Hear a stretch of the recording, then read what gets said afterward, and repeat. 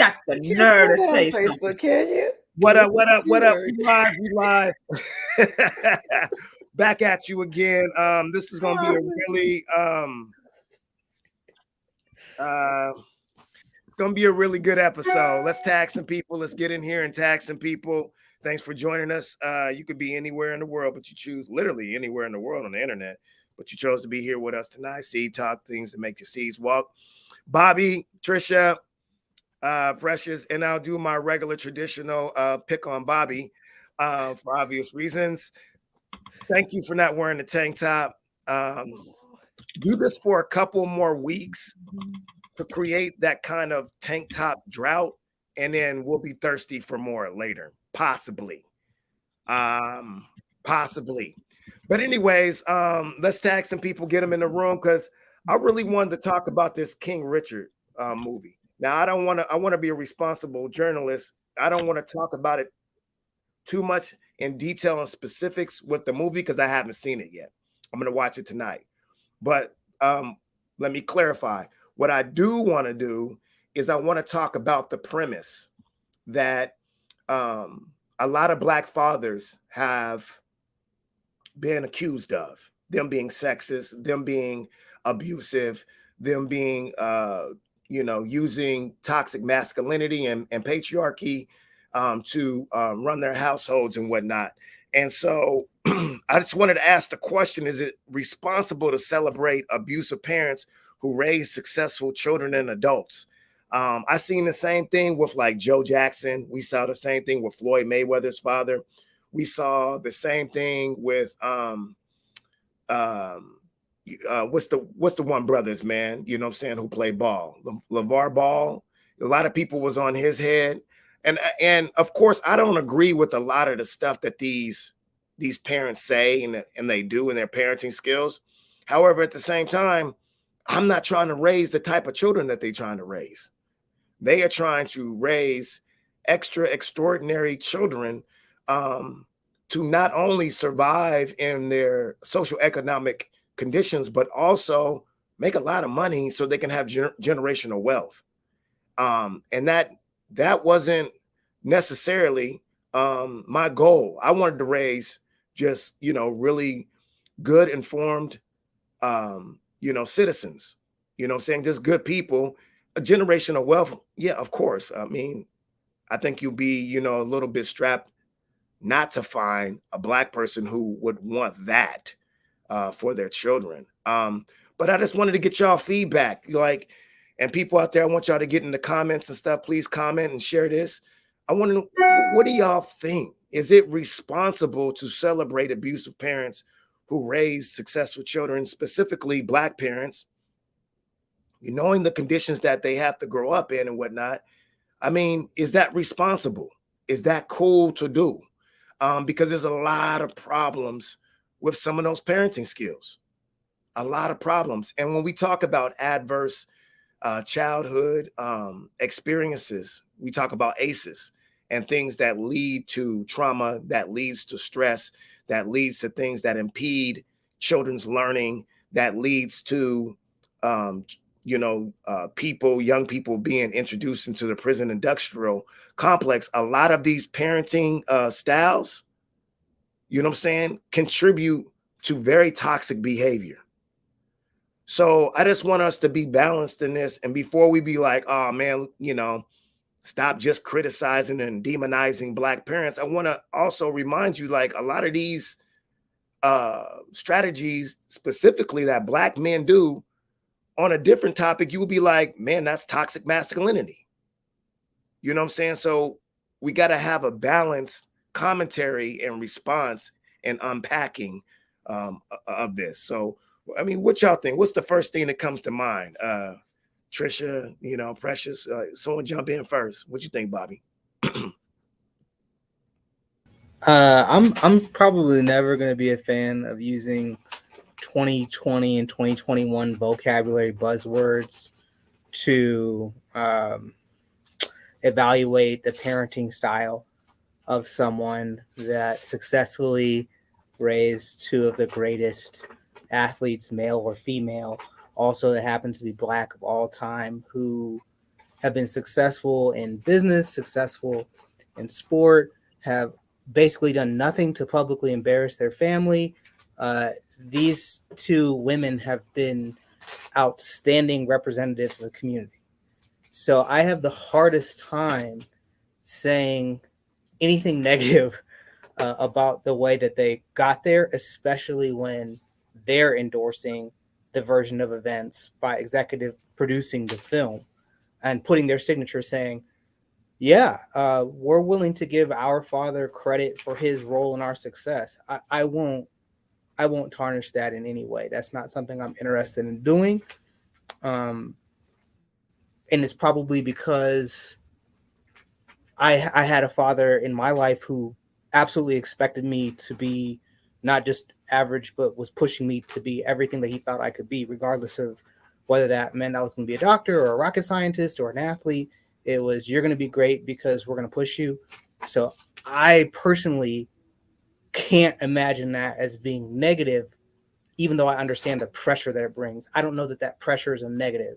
And just because in 2021 we are so focused on mental health and how a little bit of pressure might make somebody crack, I'm not willing to then say, well, because he might have cracked them when they didn't crack, that it was a bad thing. I won't do it. What you think, Trish? I saw you nodding your head in agreement a couple times. You always got something very thoughtful to add on. I completely agree with what Bobby is saying. I think it's very easy for us in 2021 to look in hindsight and say that a parent did something incorrectly. Why they're specifically, I guess, honoring him in this film is he was instrumental in their development as tennis players. They became tennis players. They earned a living as tennis players. And I think going back into that time, most people like today, you don't realize how difficult it was for them as two Black children to become tennis players. And as I said, I'm a little biased because I did take classes with Mr. Williams when I was younger, but I couldn't hack it. They could. So we should respect and honor Black parents that are able to develop their children to become successful in something. And it feels like whenever we have a Black person that becomes successful because of their parental guidance or intervention, we somehow have to demonize that. And I don't see that happening as much with non-Black celebrities or people that become the best in their field. I mean, if we're going to look at him, like McEnroe's father was also pretty involved in McEnroe's development, and he turned out to be an a-hole when he was on the court. You never saw any of that from Serena and Venus, and yet they were provoked more. He was, I don't want to say a stage, like a sports father. So why is it that we feel the need to analyze and demonize Black parents, particularly Black fathers and mothers, but Black fathers, the minute that someone is giving them praise? And like you said, his two daughters were the executive producers. So, right. Yeah. But there's a thin line between demonizing and criticizing and pushing back on some of those tactics, right?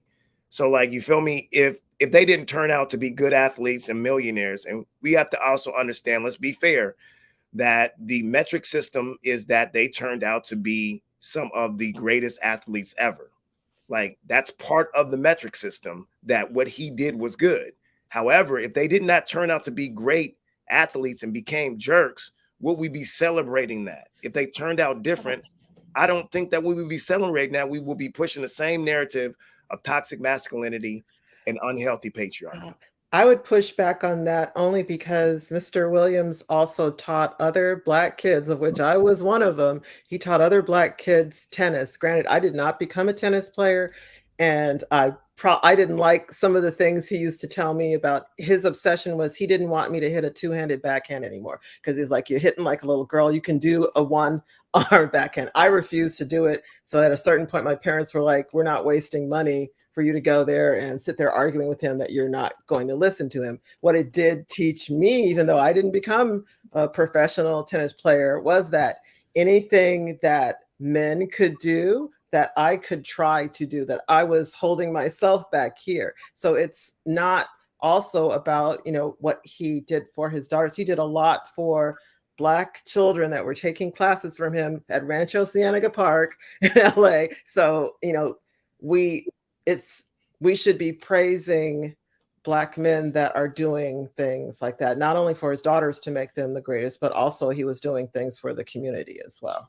And I push back too, because I think that tennis is not the only thing that they would have been great at. I think that they would have been great at anything that they pursued, because great coaches teach their athletes how to be great in life. That's literally what coaching is about. You can get any coach and ask them what their number one responsibility is, and they'll say it's to make my athletes better people. And if they don't say that, they're not a good coach. Right. Point blank, period. So Yeah, if you're at the AAU level, and I will definitely say that was not the goal, you know what I'm saying, of a lot of coaches. And that was always my premise and my metric system is youth development. And a lot of people would have a problem with me when I would play certain players who weren't as good. I said, man, it feels good to win. And I know that has something a lot to do with a person's self-efficacy and their self-esteem and their youth development. But when we focus on that, running up the score on other kids, and like, that's not what I was looking for. You know what I mean? And I knew that wasn't the best part. What you think? They've been great. Go ahead. Who talking? Well, you, Bobby? I know you about to say something. But anyway, I agree with what both Trisha and what Bobby said. And it brings me up that little saying, what the thing is called, pressure make diamonds. Because if he didn't do if King Richard, I'm calling him King Richard, but anyway, if Mr. Richard did not push them girls, do you think they probably would still? Do you think they even would be as great as they are? I don't think everything. They might have died. Huh? They might have died. Their sister was murdered. Yes, she was. She was murdered. That's facts. Yes. They might have ended up like their sister. Yes. And that's why I was saying that when you especially for Black people, when you in a world where there's not much opportunity for you because you don't have the privilege, that makes you want to step out the box and say, no, we're going to do whatever we need to do by any means necessary. And sometimes that comes with what we like I said, what Trish said is correct. We tend to demonize how Black people parent their children. But my thing is this, if he wasn't going to do it, the world and society was going to do when they step out. So he had to prep them for what, because look how they treated today, especially Serena. Just imagine that Richard didn't do his job. Just imagine he didn't make her step out that line to put whatever kind of remarks that society or the news reporter does against her. She probably would have cracked a long time ago. She would have never made it this far. Okay, and I agree with everything y'all saying. And to add on to what you're saying is, I want to push back a little bit because I've been a coach for several years and I've been an athlete for years too. I wasn't able to play at the level of Tank Top Bob though, at the D1 level. Give it up for Tank Top Bob. Oh man, I can't even give you a compliment without throwing a little bit of comedic shade. But no, but really, I've been around other coaches, right? And so you feel me? Like, so what would be your response when you see a coach doing some things that you would seem a little extreme, abusive, you know what I mean? Pushing your child or someone else's child to the limit. And then they reference a King Richard. They reference a Mayweather. They reference a Joe Jackson. Like, I'm just taking a page out of their playbook. This is how you create extraordinary athletes and people like the Serena sisters, like, you know what I'm saying, Floyd Mayweather, which is, on this same trajectory, in the same line. That same type of coaching and that intensity created a Floyd Mayweather also. You know what I'm saying? It also created a Michael Jackson. It created a Mike Tyson, whose narratives and life stories isn't as acceptable as a Serena and Venus. So if you get a person who's exhibiting these intense, extreme coaching styles, and then you say, hey man, hey, chill with that. That's not cool. You know what I'm saying? And they be like, hey, this is what King Richard does, though. This is what he did to create people. And it's like, what's your response then? Everybody is not capable of handling that type. Some people just can't. It's everybody's not built for that type of pressure. Exactly. Some people can handle it, some people cannot. And chances are, if they couldn't handle the pressure, they would have been successful regardless how much that coach pushed them. If anything, they're just going to drop out and they're going to do whatever they choose to do. So them not being able to take abusive, extreme, intense behavior becomes like a qualifier and disqualifier. You know what I'm saying? If they get the development to be successful, that doesn't sound fair as a parent. Like, let me give you an example. I was in the stands and my son was playing basketball. I think my son may have been in fifth or sixth grade. And this was doesn't matter the race. Sure, I'll put it in there. It was a white coach and it was a white kid. And my son was on the team and it was AAU. It gets intense. And I seen it in the stand, this dude, the coach, grabbed this white player by his jersey on my son's team and shook him and was like yelling at him in his face. Man, I was livid. I was hot. So I just sat there and wait for the game to end. So when we went back in the locker rooms, when we were walking to the locker room, I approached him. I said, hey, man, Mike, Coach Mike, hey, real talk, bro, that was out of pocket. And I tell you what, man, if you do that to my son, there's going to be a problem. Whatever you do to my son, I'm going to do to you. And then so he's, got an attitude. What, you got a problem with that, this, that, and the third, and I was like, that could have been a moment where he was like, man, I was just pushing him to be his best, or, you know what I'm saying? He could have flew back and say, this is how, you build great human beings and to be resilient and whatnot. And I was just like, I wasn't having it. I think as a coach, and I know as a coach and as a teacher, you have to differentiate your instruction. And if you have a one size fits all, and the one size you got that is supposed to fit all, or you all need to just go ahead and, hit the door, is extreme, and intense and sometimes abusive, I have a problem with that. So I understand why people say he is reinforcing, sexist behaviors. And I also understand and abusive behaviors, just like I understand it when, Michael Jackson said it about Joe Jackson. I understood it when, what's his name? Pardon self. Roy Jones said, his dad used to tie his dominant hand behind his back and make him fight, people 3 or 4 years older than him. But he's a millionaire. He's an extraordinary athlete. And from what I know, a pretty good person. I don't know. I've never dated him. I've never married him. I don't know him personally. But that's not acceptable, though. Tying a child's dominant hand behind their back and having them fight people 3 or 4 years older than them. I don't think that's cool, y'all. I don't. And I don't think that is easily reduced to, hey, man, he's just a black parent trying to raise a child, to be an extraordinary person. That's pretty reductive. But we do this in everything with kids.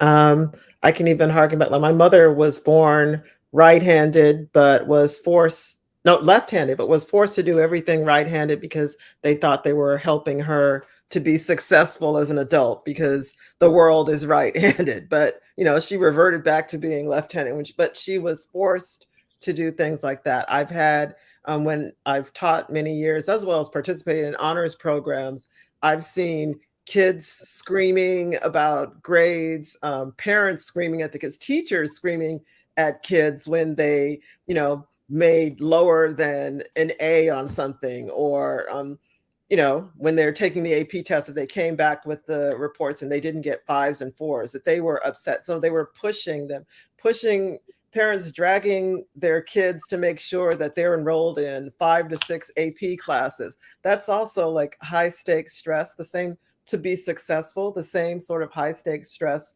with, sports and everything. So we do this to kids regardless if we're preparing them to be professionals in sports or to do well in school.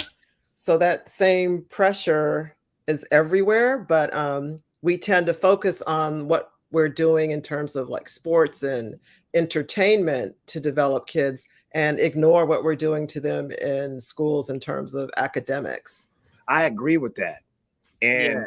and this is the reason why I say that. Feel me? Is because as a principal, as an educator, you know what I'm saying, for so many years at so many different levels, when I embrace that philosophy, specifically with a focus on Black and brown children who I know make up the performance gap and have unique deficiencies because of a system that is not made to meet their needs. So when I focus on them, a couple of things happen. Number one, are you just saying it's because I'm Black? Why are you always taking this out on the Black kids? What's your problem? You're supposed to be pro-Black, but why are you doing this to the Black kids? Oh, I'm just trying to prepare them for a life to be competitive post-secondary, education. You know what I'm saying? But you're just too hard on the Black kids. Okay, I'm just holding them accountable. You know what I mean? Or I'll get parents that will be like, you're just too hard on them. Give them a break. And then my argument is, well, their life outside of this high school is not going to give them a break. We literally have students who have IEPs who are in special education who literally go and make very, very poor choices at public venues. Let's just say at a restaurant. They're just, doing stuff where people just feel inspired to call the police. True story. Police come. You know what this young man told them? Y'all can't do nothing to me. I have an IEP. I'm in special ed. I have accommodations. Police was like, you don't give about no accommodations. You need to act right. And it was a good thing that the community stood up because there was an actual paraeducator that was in that restaurant at that time and said, let me talk to this young man. This is Stevie. This is little Stevie. You know what I mean? Let me talk to him. But that's a perfect example of his parents enabled him while he was in school to inspire him, quote unquote, make him believe that people were going to give him breaks that a school did. You know what I'm saying? And it's like people are ready to lawyer up. Trisha, I'm sure you know about this being an administrator. You know what I'm saying? People are ready to lawyer up. If you give your child, if their child after school study session or detention based on their attendance and they are just straight up incorrect, people have a problem with that. And it's like, that's why I'm so confused. And that's what makes it such a nuanced experience when we talk about celebrating King Richard. We celebrate, Mayweather. I'm all for it, but people are not going to allow us to do that for the most important reasons, because a lot of people can't pull it off. They can't pull it off in a healthy way where they're getting a byproduct and their results actually legitimize their strategies, if that makes sense. You see what I'm saying? Like, the end result doesn't always legitimize a person using those type of strategies. It just doesn't. And even with like King Richard, you know what I'm saying? I agree with his strategies, by the way. I'll go ahead and let the cat out the bag, but that doesn't mean that he's free. He's not free from criticism. I would like to know what his success rate was. I would like to know how many people came out of his academy that were good, informed, you know what I'm saying, citizens and human beings outside of being millionaires and being extraordinary athletes like his daughters. I would be willing to bet that the percentage is pretty high, but I don't know. I don't know. And just because his percentage is high doesn't mean it justifies someone using similar, if not more extreme tactics. And you know what I'm saying? Getting an end result that is not as extraordinary. And this is the part what I'll say. I'll have to ask, how do the people who experience his tactics feels? Like how do they receive that particular tactic when it happened, and what they feel about it now looking back at it? Because I know Joe. I know we're talking about Richard, but with the Jackson family, at first, yeah, they probably did not. They say they did not like how Joe Jackson did run, how he did things, but they ultimately did forgive him because without his rigorous tactics, they say they would not be who they are today. They would not be successful as that. So you have to, while we may not like what he did from our outside, the person I'm really more concerned about is the person who was their student, which in this case normally be their children. And you also got to think about there's children who live to make their parents happy or make them proud. So if that means taking on those sort of tactics or quote unquote abusive tactics to not only make a better life for themselves, but also to make their parents proud, many children would do it. And then it also makes me wonder, doing that, do those parents show their children love and support when they're not in training? That's what I wanted to get on. We haven't touched on that. Thank you, Precious.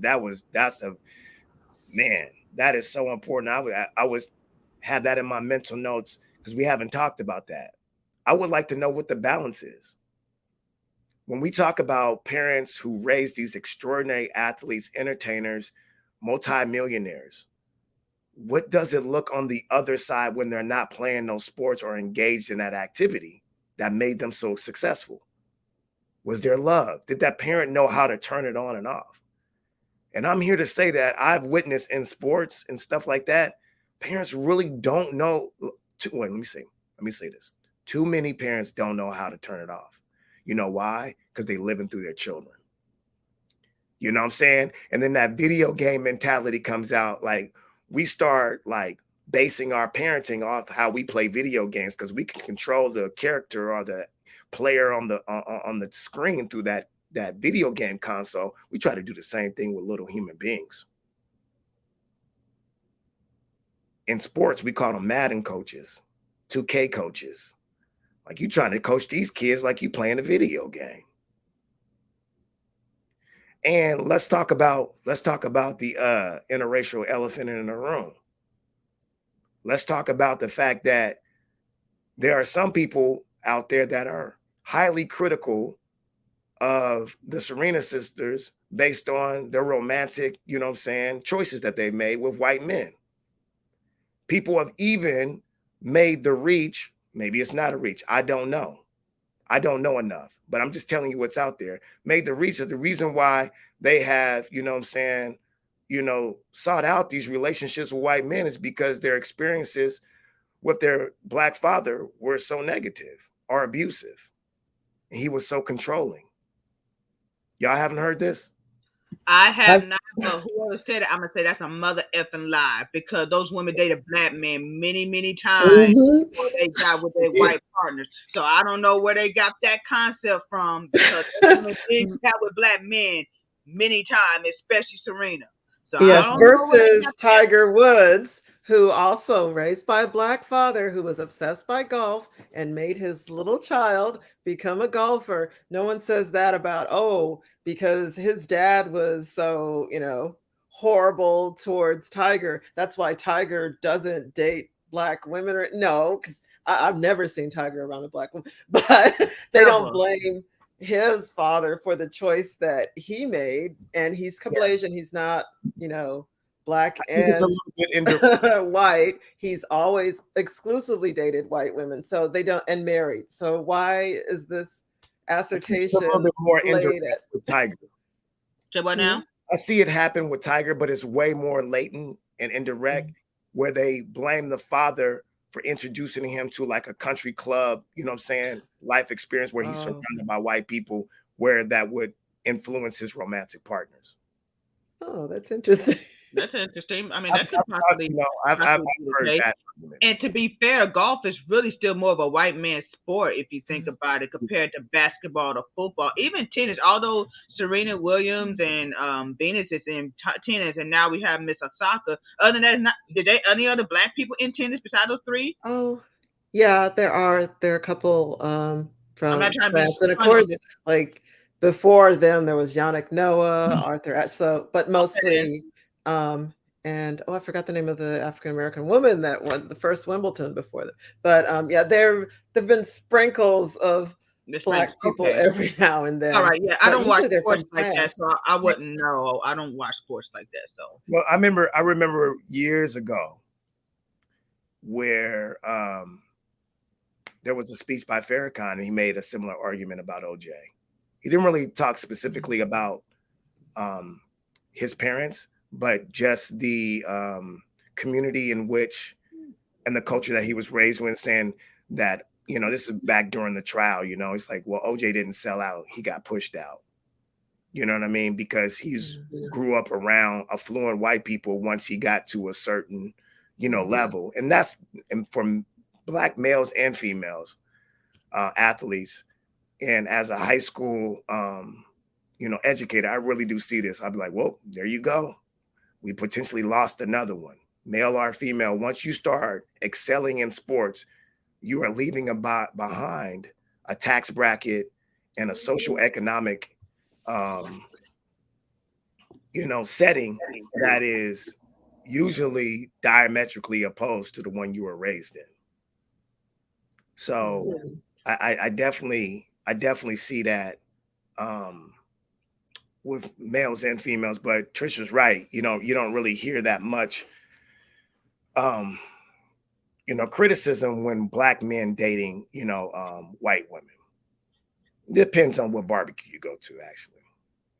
That 'Cause imaginary barbecue that I still don't understand why people keep inviting folks to. I Why think, you I think, I think, I think overall, if we're gonna do the tournament thing, black women collectively get more heat. But like I said, depending on what barbecue you go to, hey man, sisters is not playing around with brothers dating white girls. You are gonna get the business. They're gonna talk bad about you. But I think all in all, what I'm saying, we need to keep in mind that the majority of black men and women do date and marry themselves. I think we forget that stat somewhere in the mix. But um, someone asked if LeVar Ball, fits that description, and if he's in the same conversation, and I say absolutely. Um, Absolutely think that. I And I don't really think think that this is an is. interesting conversation too, because as an athlete, that was my main sport, was tennis. That was one of my main sports. I actually played two white dominated sports in baseball and tennis. You know what I'm saying? And I played football too, but I really was really good at baseball, and tennis. And I used to take lessons at Mark Frisbee Tennis Academy in Issaquah. I mean, I know how hard it is to make it in that sport. Now I'm good. I knew my senior year when I got my varsity letters, this would be the last time I'm going to be playing these sports at this level. Um, but it took a lot of hard work if that's your metric system of success. And I wasn't willing to do that. I'd rather be a student leader. And that's what I pursued when I went to college. I was like, I'll do that. I'll do that part. Let me ask you something. And I'm not trying to be petty. I'm not trying to be a jerk. I'm not trying to be a smart aleck. I want to ask y'all a serious question. Are we really saying that you can legitimize toxic, abusive, and like unhealthy, intense behavior and parenting, as long as your end result is a successful child or an adult. I don't Is think we're that saying that. it kind of sounds like that's what we're saying. No, Not I think that we're saying that the first question is who's saying what is toxic. So that's the first inquiry. And the second inquiry is got to be what is the threshold between pushing somebody adequately? When do you all of a sudden cross into toxic land? And then why don't Black parents get the respect of knowing their child well enough to know their limits? So for me, I played Division I baseball. As a baseball player growing up, my dad was saying, even though I was left-handed, you have to hit right-handed sometimes. Even though you're going to fail more, you're going to hit right-handed. You're going to get used to striking out. You're going to stop crying after you do that. You're going to be emotionally hurt when you're not successful. I don't care. Get used to it. Prepare for failure. That's Yeah. not abusive, though. Huh? That's not abusive. No, but that's the point, is that somebody on the outside is going to say, oh, man, that was really tough on you. Man, that might have hurt. About that, that's something different. I understand what you're saying. That's different, though. But somebody on the outside is going to comment on it. And I think my example was more contextual. But we let you talk, though. I'm saying that somebody on the outside is going to make a comment without the knowledge that that parent has of their child. So we're talking about Roy Jones Jr. earlier, right? And it sounds completely preposterous to put him up against someone who's 3 or 4 years older than him without his dominant hand. But his father probably watched him beat up a bunch of kids his age with his dominant hand and saw him developing bad habits because of it and said, I'm not going to let you get hurt when you meet somebody at your skill level. You're going to use that other hand. And just like Trisha was saying, kids be hard-headed. No, I'm not doing it because it works for me like this. And dad said, all right, bet. I'll set you up.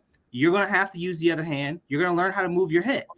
Because if you don't, you're going to get hurt. And us on the outside are saying that's a terrible idea. Why would you do that? But we didn't watch him fight at 4, 5, 6, 7 years old. We didn't know what he was capable of. The father might. And so in all these examples with Black parents where they get pushed, it's always somebody who doesn't have the insider knowledge talking about whether the tests that the child received were fair. You don't know that. You're not there. Like, because with white people, if they move up their kid 3 grades and they say, you're going to take AP calculus in 5th grade, they're like, oh, Mikey is so smart.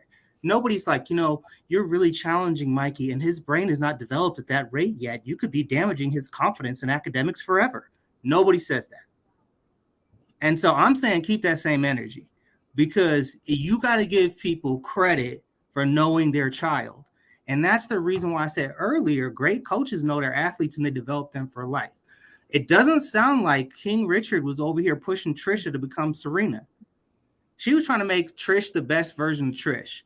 And I think that in those instances where people are trying to bring the best out of you, if it makes you uncomfortable, I mean, the entire catchphrase at O'Day when I was there was get out of your comfort zone. And all we do is win there. And that's why. So I just have an issue with the idea that anytime you get past the comfort zone, it's abusive, because that's just not true.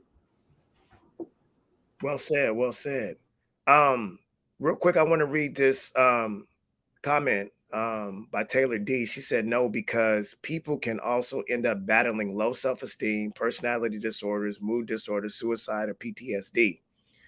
Success looks like a whole person, not just career and financial success. So no, there isn't a pass for such parents.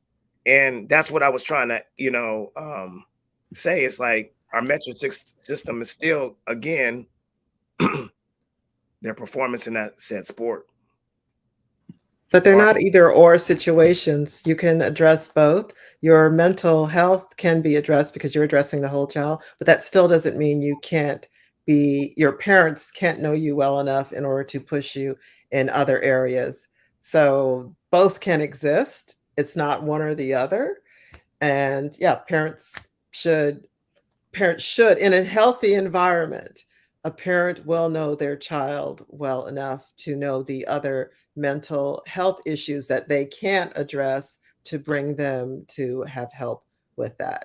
And I can then only speak for myself from experience. Like another thing, I've played violin since I was 3 years old, and I've met people that were like, "That's ridiculous. Why would your parents force you to play violin at 3?" And oh, my dad was a musician. My mother liked the violin. So I played, and it wasn't something that I volunteered and welcome. I just want to play the violin. But once I started to play it and I was, getting rather good at it. And by the time, I'm a teenager, I've played for over 10 years and everything. So I was advancing.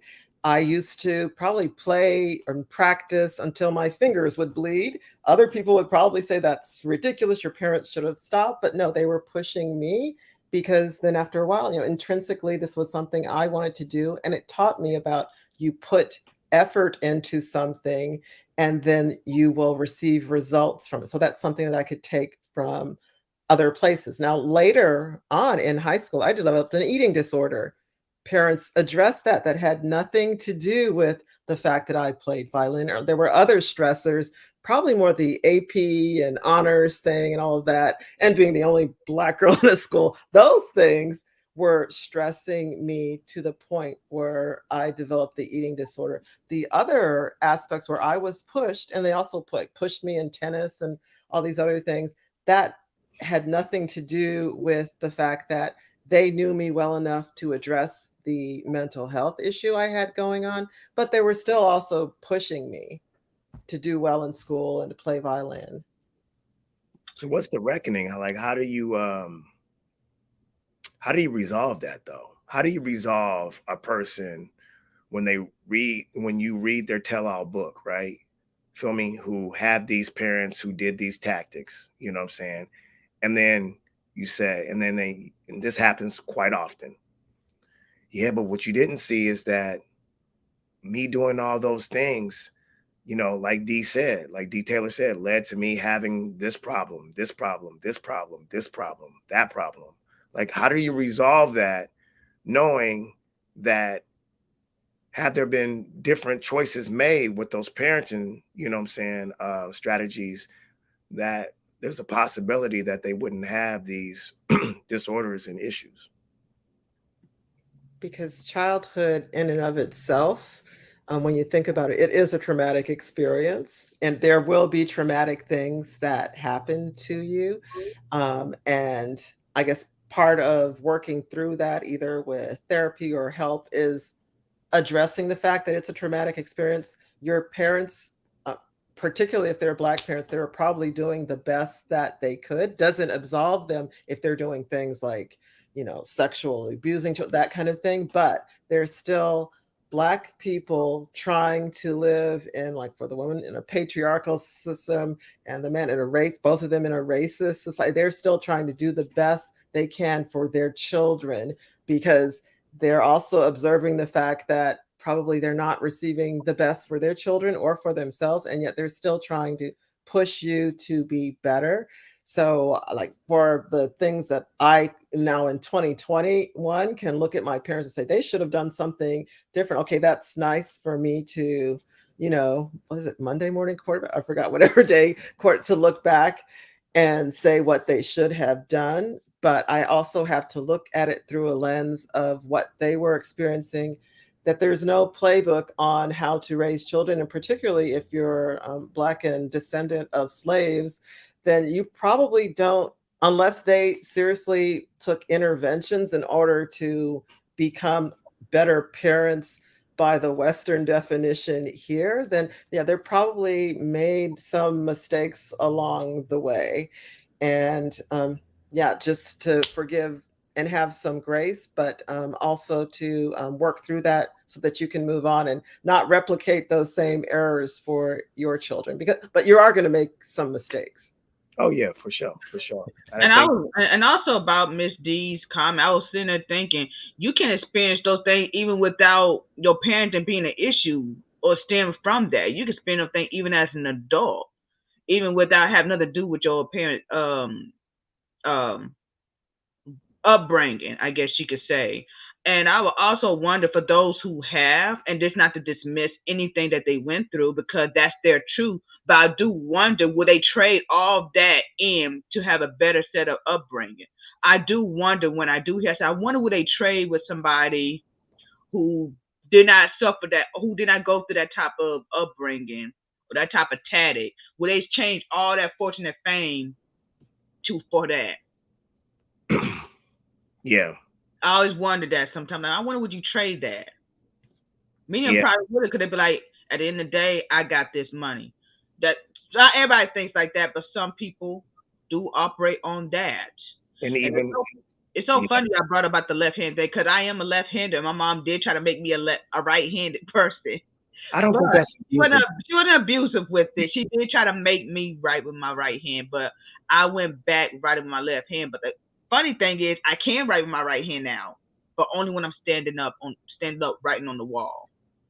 Yeah, I don't think that's abusive though. My It's mom not. said it was painful. It's literally painful It is to to form your have to do hand. so. That's It what I is thought. a That's thing. abuse. But I Mhm. personally did that to myself, though.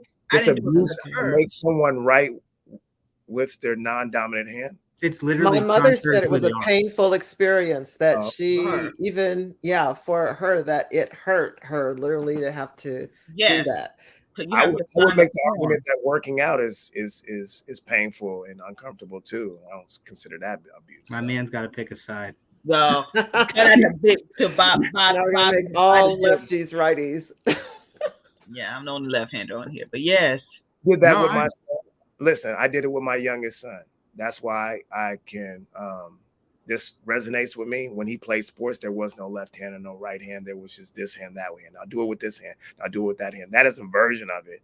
And I would definitely, when I coached him, I would coach him specifically to use both hands. And he's ambidextrous. But I hear Geminis by birth are ambidextrous. But that's what they say. That's what they say one of the traits is for a Gemini, because they twins and everything. But Carmel's gonna get you.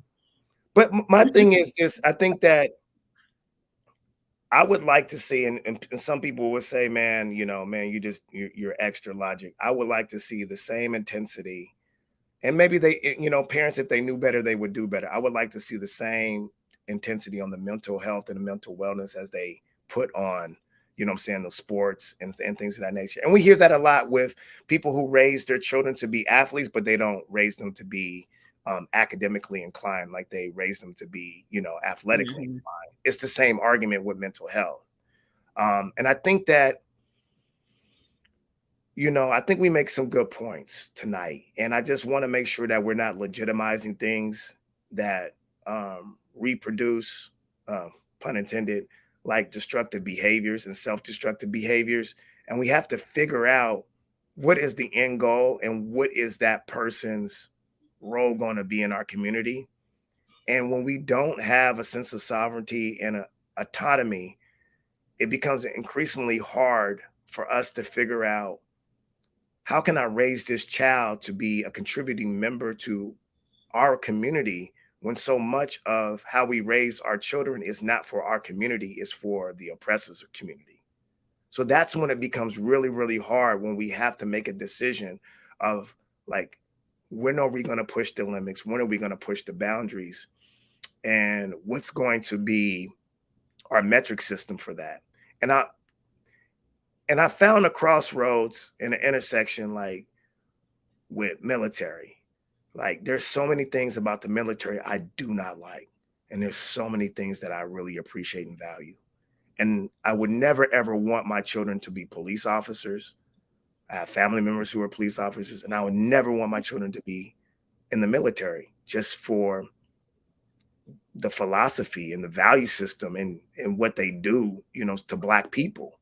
However, man, I was very, very happy, when my oldest son decided to do all 4 years and 3 years in ROTC. That was one of the best things for him as a person, for his human development. Now, my youngest son, he did 1 year and couldn't wait to get out. Man, I'm out of here, man. But I really don't think he needed it as much as my oldest. And though I don't agree with the military, I do agree with certain principles that it teaches: discipline, hard work, respect, for your fellow human being, and that whole creed that they have to memorize, not to lie or steal or anything like that. Like, my son needed little, life reminders of that, to help me, co-raise him.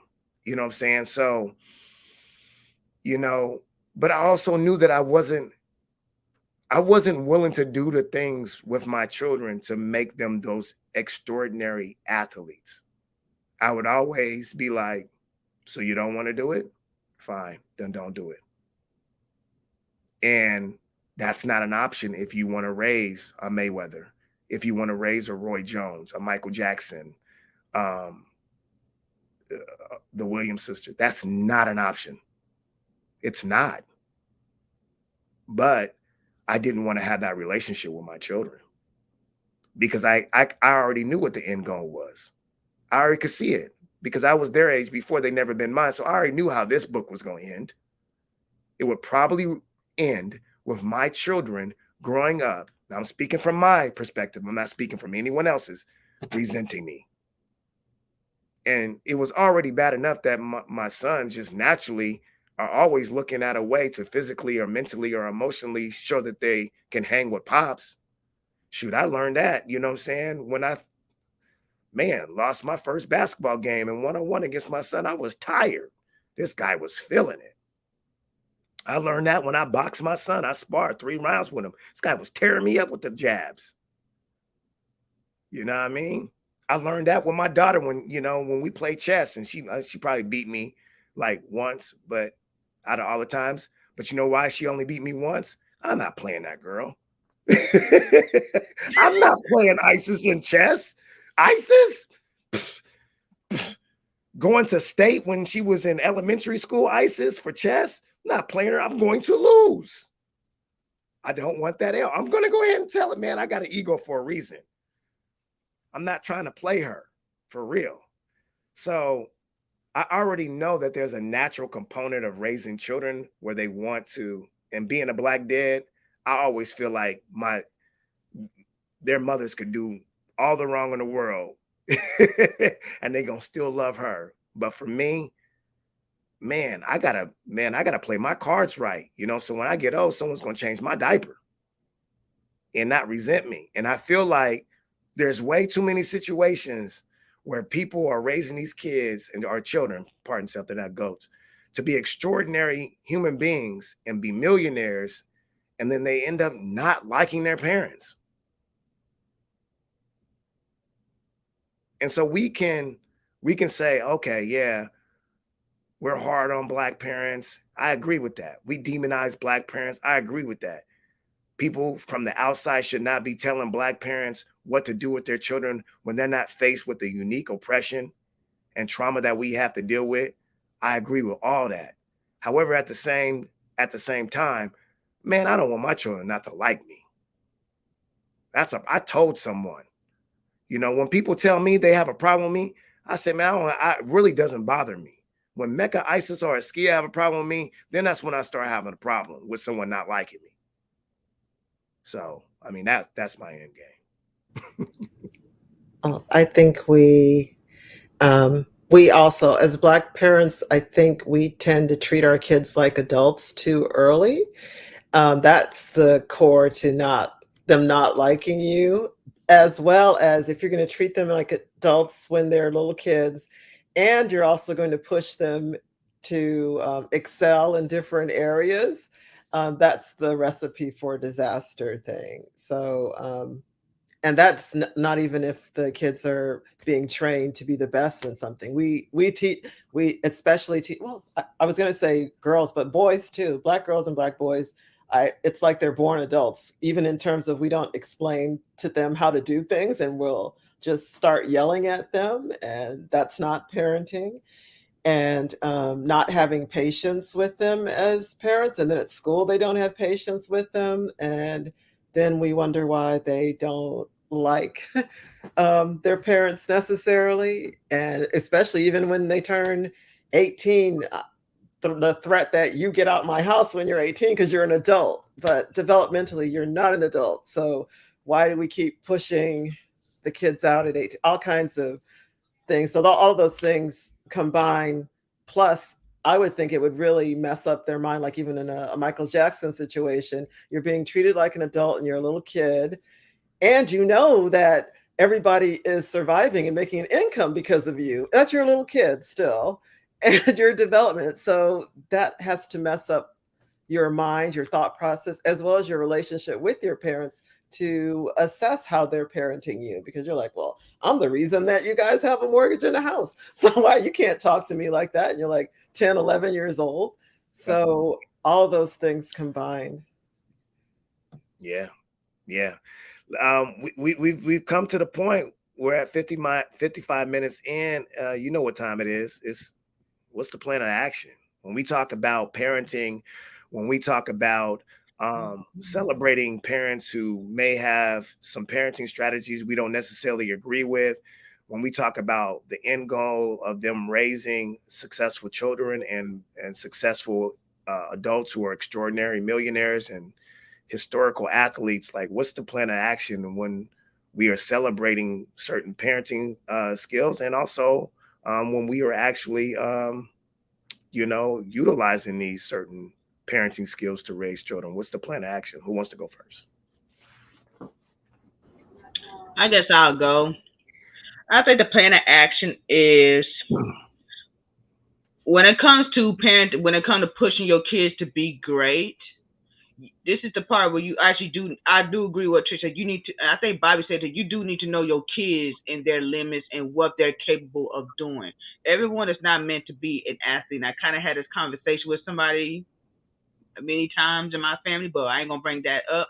But we had this conversation. Not everybody's meant to be like that, and that is okay. But I think where some children will have resentment toward their parents is when they feel they're being robbed out of being the child that they actually are. I think that's one of the biggest problems. So as much as adults, we want the balance of life and work. I think children should also have the same opportunity. So when they are working, they should also have time to play as well, which is kind of, I know it's a little off topic. That's why I never liked their homework, because I feel if I did work at school, when I'm off, I should be able to be home and live my best life. I should not be doing homework, you taking my time. So that's one thing I am bitter about. And I, to this day, as a 31-year-old woman, I hate homework to this day. But anyway, but when it comes to raising your kids to be great, I think there needs to be a balance of being loved and then being pushed to be great. And for people on the outside, I'm gonna go ahead and say it to you: mind your business, and tend to your children. Make sure your kids are developing in the best way that you want them to be, without you not being the toxic parent or being abusive parents. So yes, I for Rich, again, I have not seen the movie, but obviously it seems like Serena and Venus put him on a high pedestal in their life. I have not heard them say anything negative about him. They just show him basically who he was as a man and as a coach. So not only be a coach, but also learn to be a parent and and love them. Right. And that's really it when it comes to that. My plan of action. I guess I'll go second to split the ladies up. I think the first thing, I mean, she said know your child, and I would say be a participant in all facets of your child's life. I mean, I think the biggest issue I have with people getting on Richard Williams or LeVar Ball is that you will not see or hear any comments from those children about dad missing PTA meetings, about dad not being present at every single thing that they participated in. And if you're going to do that, as far as the holistic approach is concerned, the child can look back at life when they're an adult and say, wow, my dad went to work and then he came to all my stuff. Because that's what I always think about when I finish my day sometimes. I think, damn, I'm tired. And my dad went to work, never missed a day, and afterwards took me to practice and watched my practice instead of going home. Instead of going to watch his favorite TV show, he watched my practice. So was he really so bad that he had the audacity to yell at me during practice to give more effort because he was giving his time? No, that's not a bad thing. No, that's a trade-off. That was the blessing. And at the time, of course, it didn't make me feel good.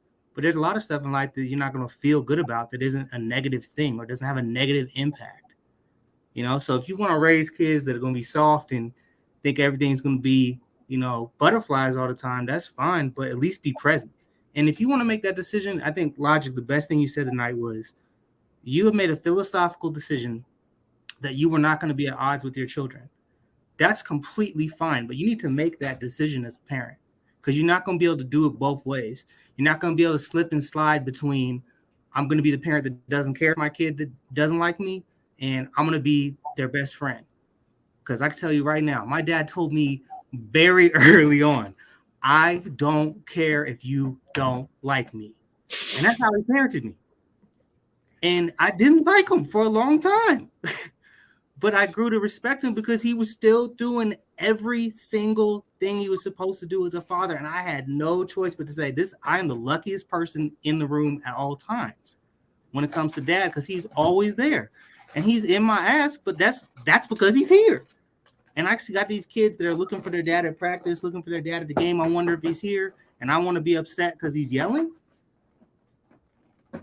Nah, like, respect the time, respect the effort. So kids, give your parents some grace, and parents, be participants in your children's lives in all facets. Hey, Bobby, because my mom said every time, I ain't your friend. I never was.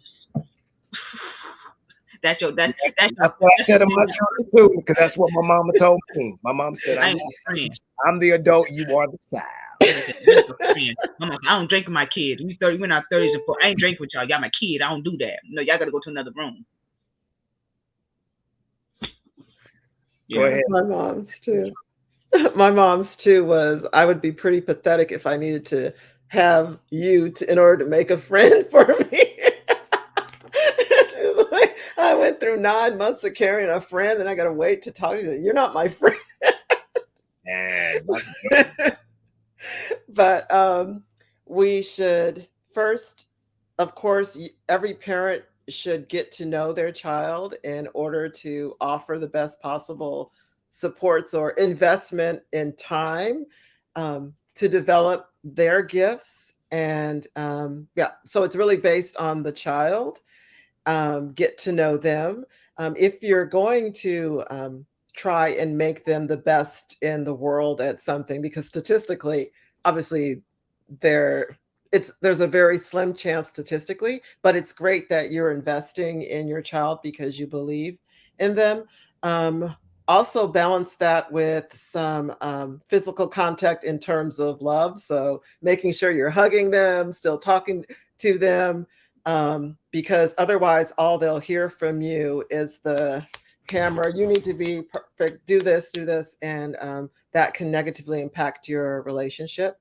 Allow your children to be children developmentally, particularly as Black people, because we tend not to do that. Also ensure that you have a community to help you raise your child.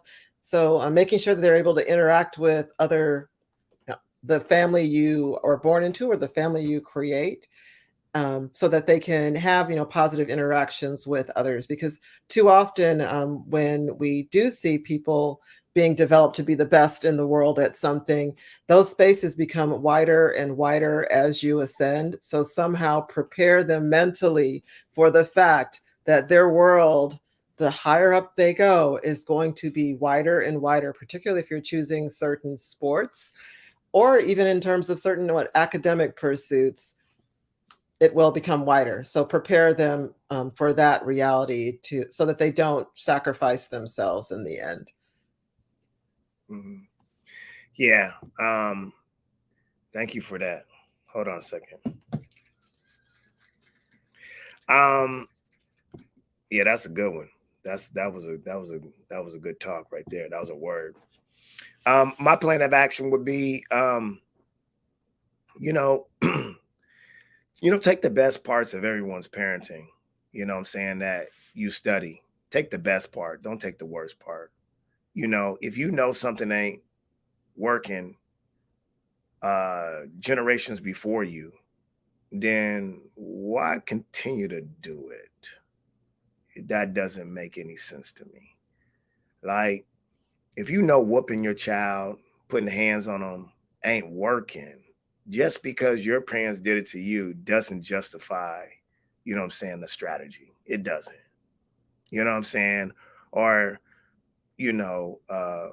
because your parents, pushed you to do certain things that you didn't like or didn't want to do, and doesn't mean that it justifies you doing it to your children. because you turned out well.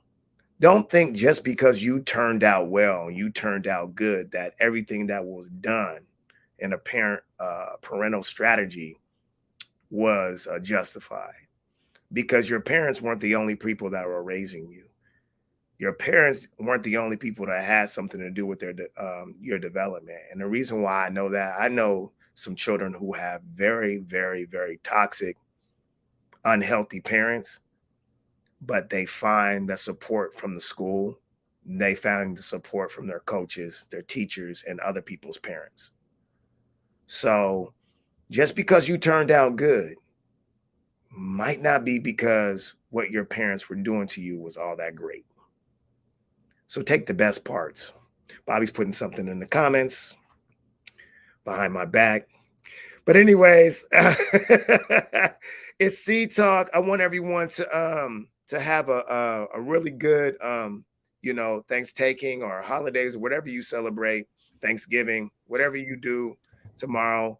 I really trust that you spend time with family and work on your value system, and heal, man, heal, because these last couple of years and stuff have been rough with the pandemic. And whatever you're doing tomorrow, whether you're fasting, whether you're praying, whether you're eating, whether you're not, whether you're spending time by yourself, or with family, that you have a peaceful, pleasant day, like you're at peace with wherever you're at. We have to remember, man, that the holiday season for a lot of people is not a good time. Some people lost some people in the pandemic, and this is the first time that they have to experience the holiday season without those loved ones. So we got to be careful talking about happy holidays or what you're doing for this and assuming that people are actually going to be happy during this time.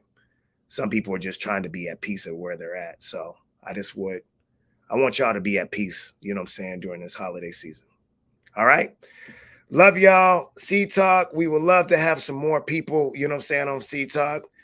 Diversify, if you want to do a C Talk with me, go ahead and inbox me, and we can hook it up. We're always looking to talk about new things, so we out. Love y'all. Peace.